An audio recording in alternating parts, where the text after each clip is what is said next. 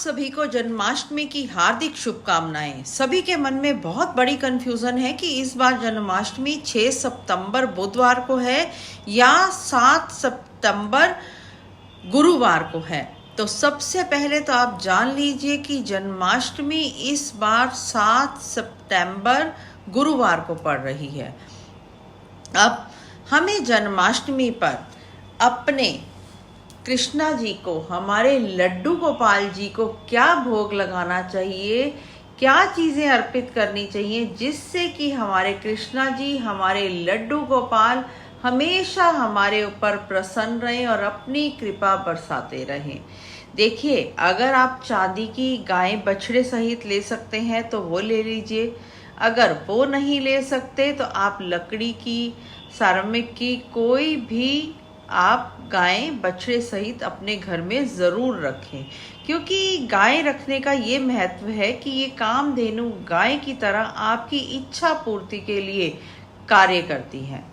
अब हमें जन्माष्टमी के दिन अपने लड्डू गोपाल जी को, अपने कृष्णा जी को क्या क्या भोग लगाने चाहिए जिससे कि हमारे कृष्णा जी हम पे सदैव प्रसन्न रहें।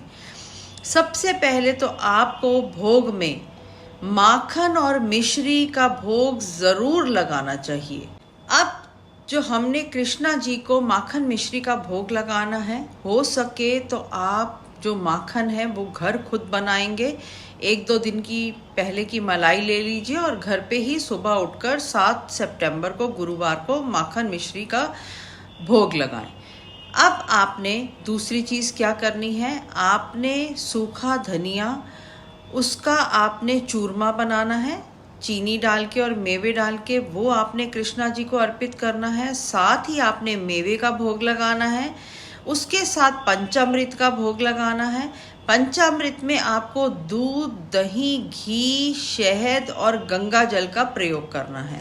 साथ ही आपने शहद का भोग भी ज़रूर लगाना है। देखिए, जब भी हमारे घर में कोई नए बच्चे का आगमन होता है तो हम उसको शहद ज़रूर चटाते हैं, तो आपने शहद का भोग भी लगाना है।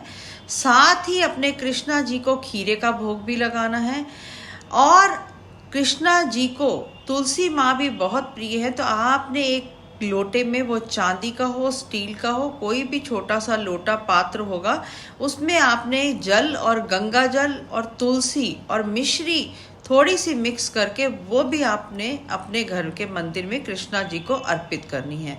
सबसे पहले तो आपने कृष्ण जी को भोग लगा लिया। ये भोग का आपको 56 भोग जितना फल प्राप्त होगा जो हम कृष्णा जी को अर्पित करते हैं। अब हमने क्या महा उपाय करना है जिससे कि हमारी सभी इच्छाएं हमारे कृष्णा जी पूर्ण करें। आपने क्या करना है, आपने एक लकड़ी की ऐसी बांसुरी लेनी है जिसमें कोई गोटा किनारी नहीं होगा, कुछ नहीं होगा। अब आपने क्या करना है, एक मोरपंख लेना है, मोरपंख की एक्स्ट्रा डंडी काट लीजिए। अब आपने क्या करना है, आपने जो ये पहला होल है बांसुरी का, यहाँ पर आपने इच्छा बोलते हुए आपने ये मोरपंख को यहाँ पर लगा देना है। लगाने के बाद आपने क्या करना है, आपने आपके घर में जो भी लड्डू गोपाल जी की, कृष्णा जी की जो भी मूर्ति है, आपने उस मूर्ति के साथ ऐसे ये मोरपंख को खड़ा कर देना है घर में।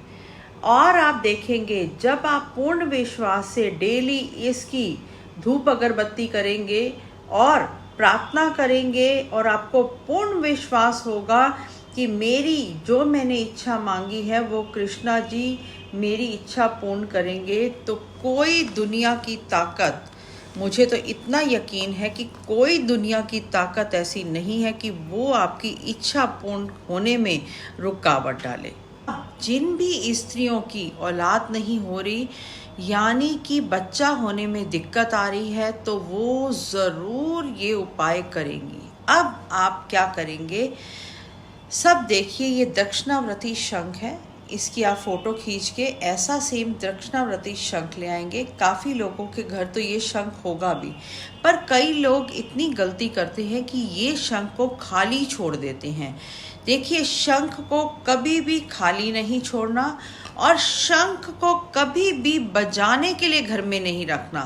क्योंकि शंख बजाना आपको प्रॉपर वे में आता नहीं है, और अगर उसकी ध्वनि ऐसी हुई कि युद्ध का आगाज अगर रोज होने लग गया तो आपके घर में कलह कलेश होने से कोई रोक नहीं सकता। अब आपको क्या करना है, ऐसा दक्षिणावर्ती शंख लेना है और आपको इसको 7 सितंबर जन्माष्टमी के दिन अपने घर में स्थापित कैसे करना है, जिससे कि महालक्ष्मी की कृपा आपके ऊपर हमेशा बनी रहे। आपने एक ऐसा शंख लिया, दक्षिणावर्ती शंख, और एक कांच का बाउल लिया। सबसे पहले तो आपने इसको पंचामृत से अच्छी तरह धो लेना है और उसके बाद गंगा जल से धोकर कांच के बाउल में इस दक्षिणावर्ती शंख को, इसकी जो नोक है वो आपकी तरफ होनी चाहिए दिया, इसकी जो नोक है जो ये आपके मुंह की तरफ होगी, आप नोक को देखेंगे। अब आपने इसको स्थापित कैसे करना है, आपने इसके अंदर 5 मिश्री के दाने, 1 चुटकी भर केसर और साथ में आपने इसमें डेली गंगा जल या गुलाब जल डालना है। आपने डेली इसको धूप अगरबत्ती करनी है। इसके अंदर का गंगा जल सूखना नहीं चाहिए। जो भी मैंने आपको सामान बताया है, मिश्री, केसर और गंगा जल, आपने ऐसे रखना है और इसके अंदर डालना है, बाउल के अंदर नहीं डालना, इसके अंदर डालना है। और हर शुक्रवार के शुक्रवार आपने इस शंख के अंदर का सामान किसी पेड़ पौधे में डाल देना है घर के, और दोबारा वैसे ही आपने शुक्रवार के शुक्रवार इसको, जब आपने किसी भी पेड़ पौधे में इसके अंदर का सामान डाला, इसको शुद्ध जल से धोना है। फिर ऊपर से थोड़ा सा गंगा जल आपके पास है तो वो भी डाल के धो लीजिए। फिर दोबारा आपने इसमें 5 मिश्री के दाने, चुटकी भर केसर और गंगा जल डालकर स्थापित कर देना है। गंगा जल आपका डेली डलेगा थोड़ा सा रोज, और जो आपने मिश्री और केसर और गंगा जल तीनों चीजें डालनी है वो हर शुक्रवार के शुक्रवार डालनी है। मात्र ये उपाय करके देखिए, आप देखेंगे कि आपके और हमारे सबके लड्डू गोपाल हमारे ऊपर इस जन्माष्टमी जो भी हमारे कार्य अधूरे रह गए हैं जीवन में, उनको कार्यों को करने में हमारी मदद करेंगे, हमारे वो कार्य पूर्ण करेंगे और अपनी कृपा दृष्टि कृष्णा जी, लड्डू गोपाल जी हमारे ऊपर हमेशा बनाए रखेंगे। आप सभी को दोबारा जन्माष्टमी की हार्दिक शुभकामनाएं। कृष्णा जी आप सभी के जीवन की सभी परेशानियों का इस जन्माष्टमी अंत करे। जय श्री राधे, जय गुरु जी।